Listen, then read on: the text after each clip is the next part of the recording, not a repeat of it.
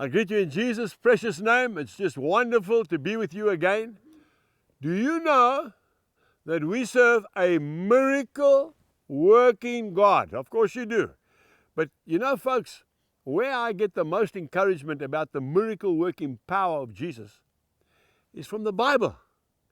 And because I'm a farmer, and I always say that this is my agricultural manual, I think I've got a bit of a head start on some people that live maybe not in a farming context. I understand animals. We've got cattle behind us and horses. And I understand what it means to try and break in a wild horse, or to try and halter train a young bull for a show. It's very, very hard work, and it takes a lot of patience and a lot of time. Now go with me to the book of Mark, chapter 11, and I'm just going to read an account of a miracle, in fact, two miracles that happened, and maybe you've never seen them. You know, we remember the miracle of the Red Sea opening. We remember the miracle of Jesus walking on the water. We remember the miracle of Lazarus being raised from the dead when he'd been dead for 4 days.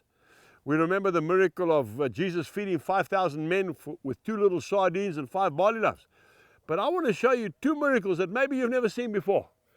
And to me, they're huge, because I know that it is impossible without the miracle-working power of God to happen. Here we go. It's about the triumphant entry of Jesus into Jerusalem. Mark chapter 11, and I'm going to read from verse 1. Now when they came to Bethphage and Bethany at the Mount of Olives, he sent out 2 of his disciples. This is Jesus. And he said to them, "Go into the village opposite you, and as soon as you have entered it, you will find a colt." Now, a colt is a young male donkey. Okay? You'll find a colt tied on which no one has sat. See? First miracle. First of all, how did Jesus know there was a colt tied there? They hadn't been there.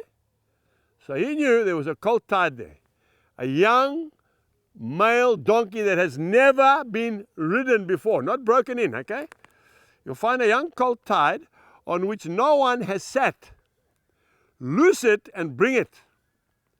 Okay, so now we've got 2 miracles. The first one is, how did Jesus know there was a colt there?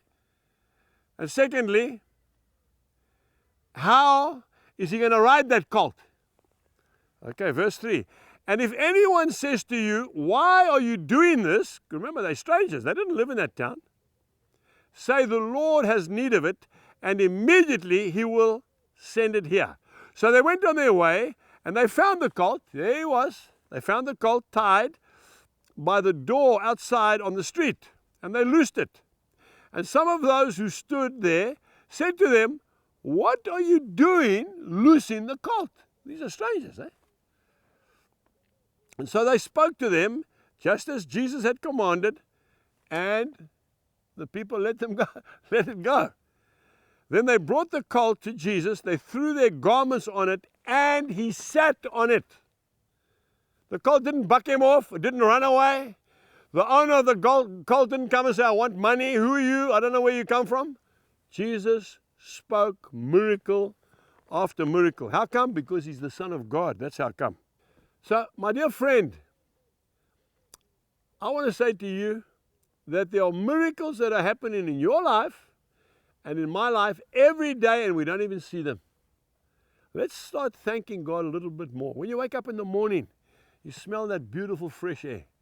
When you see a little child going off to school for the first time, you never even thought you'd have a child. I'm speaking to some people here who couldn't have children, and you wrote to us and we prayed for you, and you've got a child, and your child's going to school now.